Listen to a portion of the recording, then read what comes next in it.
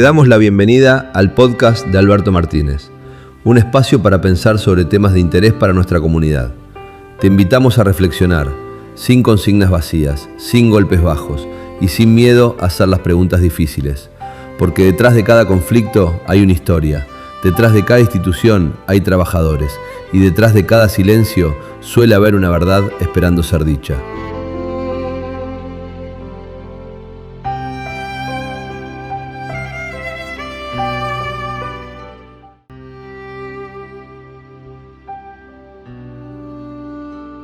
¿Qué tal? ¿Cómo les va? Hoy vamos a apelar a una pregunta incómoda, pero necesaria. ¿El trabajador policial está condenado a convertirse en un Joker? Para ello vamos a apoyarnos en un libro, El pobre de derecha, del autor brasilero José Sousa. La imagen no debe tomarse como una caricatura ni como una ofensa, ¿eh? Al contrario, sirve para iluminar una tragedia silenciosa, la del sujeto humillado, aislado, sobreexigido, sin reconocimiento real y sin mediaciones colectivas capaces de transformar su dolor en conciencia, su bronca en organización y su reclamo en proyecto. El autor toma la figura del Joker para describir al ciudadano empobrecido que, golpeado por la soledad, la precariedad, el desprecio y la humillación cotidiana, termina reaccionando de manera prepolítica. No actúa desde la estrategia colectiva, sino desde una herida. No disputa poder con organización, sino que estalla. Sousa insiste que el problema central no es solo económico, es moral, simbólico y político. La pobreza pesa, pero la humillación permanente destruye más hondo. El punto es decisivo para pensar el trabajador policial, porque el policía también es trabajador armado, jerarquizado, disciplinado y sometido a un régimen especial, sí, pero trabajador al fin. Vive de un salario, padece inflación, endeudamiento, recarga horaria, desgaste familiar, presión psicológica, exposición penal, maltrato jerárquico y abandono institucional. Se le exige disponibilidad, obediencia y sacrificio, pero cuando el conflicto político o judicial aparece, demasiadas veces queda solo. Héroe en el discurso, fusible en la práctica, la vieja fórmula de siempre: aplauso en el acto, abandono en los tribunales. La dominación no funciona únicamente por la fuerza, también funciona ofreciendo pertenencias imaginarias. Al trabajador policial se le dice de manera abierta o insinuada: vos no sos como los otros trabajadores, vos sos autoridad, sos orden, sos distinto a los que protestan. Ahí está la operación más peligrosa. Se lo invita a sentirse más cerca del poder que lo utiliza que del pueblo trabajador que comparte con él precariedad, cansancio, deuda y humillación. Se le ofrece una pertenencia moral al mundo del mando, aunque materialmente siga viviendo en el mundo de los que obedecen. Sousa describe algo parecido cuando analiza cómo la extrema derecha funcionaliza la ira de la clase trabajadora. No la dirige contra las causas reales de su empobrecimiento, sino contra los pobres. Se inventa una guerra entre sectores populares, se produce una falsa rebelión y se genera un sentimiento de pertenencia en vidas castigadas y sin horizonte. En clave policial, esa maniobra puede formularse así: al trabajador policial se le ofrece pertenecer imaginariamente al orden que lo explota, para impedirle reconocerse en el pueblo que también sufre. No es poca cosa, porque nadie reprime tranquilo a quien reconoce como semejante. Antes de descargar la autoridad sobre el otro, hace falta construir una distancia moral. El jubilado que reclama deja de ser un viejo trabajador cansado y pasa a ser un problema de orden público. La persona con capacidad exige derechos, deja de ser víctima de una injusticia y pasa a ser un obstáculo. El pilletero deja de ser un pobre organizado y pasa a ser un enemigo. El sindicato que resiste deja de ser representación laboral y pasa a ser corporación. El Partido Popular fuera de control deja de ser expresión política y pasa a ser una amenaza. Incluso las iglesias que acompañan a los pobres pueden ser presentadas como sospechosas cuando no bendicen el orden establecido. Así se fabrica la frontera. De un lado los pobres obedientes y del otro los pobres castigables. En este punto debe hablarse con cuidado, pero sin ingenuidad.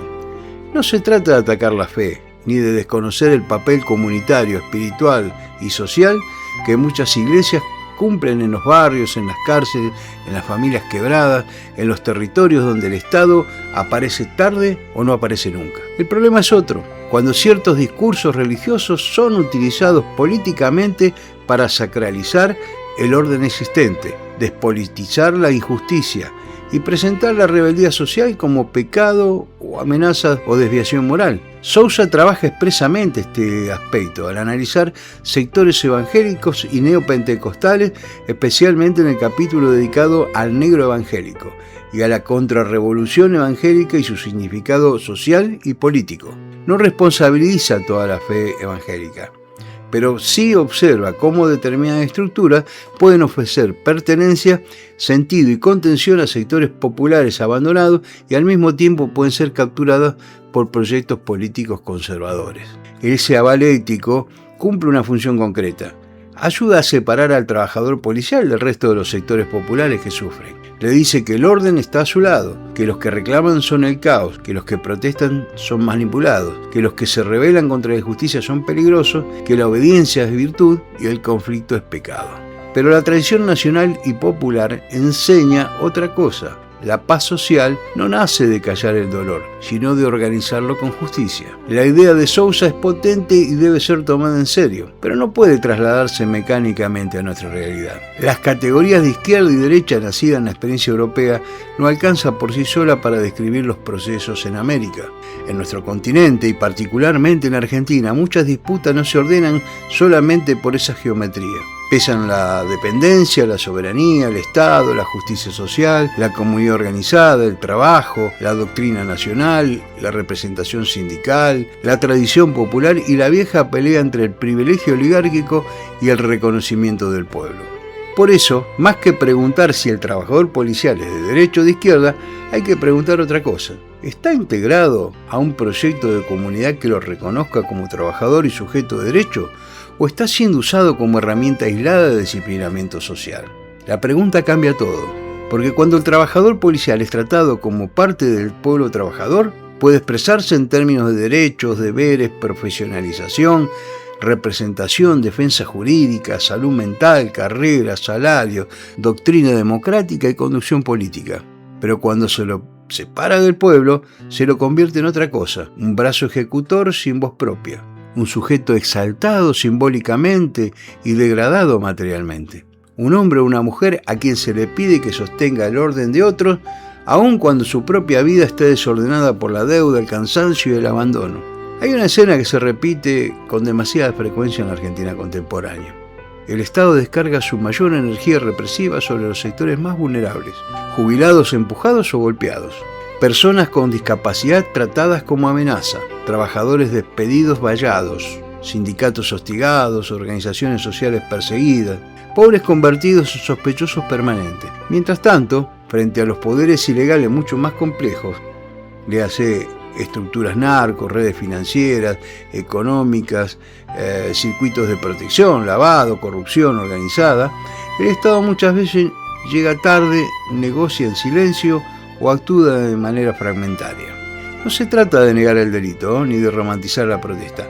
Una democracia seria debe distinguir entre conflicto social y criminalidad organizada. Debe ordenar el espacio público, proteger derechos, garantizar circulación, prevenir violencia y actuar con legalidad. Pero una cosa es conducir el conflicto con autoridad legítima y otra muy distinta es convertir al vulnerable en el enemigo interno. Cuando el bastón cae con más facilidad sobre el débil que sobre el poderoso, la seguridad pública deja de ser protección comunitaria y empieza a aparecer administración selectiva del miedo. Y en esa escena, el trabajador policial también es una víctima de una manipulación, porque termina poniendo el cuerpo en una confrontación que no diseñó, contra sectores con los que comparte más de lo que permiten reconocer. El jubilado reprimido podría ser su padre, la persona con discapacidad podría ser su hijo, el trabajador precarizado podría ser su vecino, y el sindicalista perseguido podría estar reclamando algo que él mismo necesita, pero que no puede decir en voz alta. El trabajador policial no se vuelve Joker por reclamar. Se vuelve Joker cuando no tiene canales legítimos para reclamar. Se vuelve Joker cuando la institución le enseña obediencia, pero no le reconoce dignidad. Cuando la política le exige sacrificio, pero no le garantiza protección. cuando la sociedad le demanda heroísmo, pero le niega humanidad, cuando los gobiernos lo usan para controlar conflictos sociales, pero lo abandonan si el operativo sale mal, cuando no tienen sindicato reconocido, ni representación efectiva, ni defensa adecuada, ni salud mental cuidada, ni salario suficiente, ni horizonte de carrera justo. Ahí la bronca queda suelta. Y la bronca suelta es peligrosa, no porque el trabajador policial sea peligroso por naturaleza, sino porque el dolor social sin organización puede ser capturado por discursos de revancha.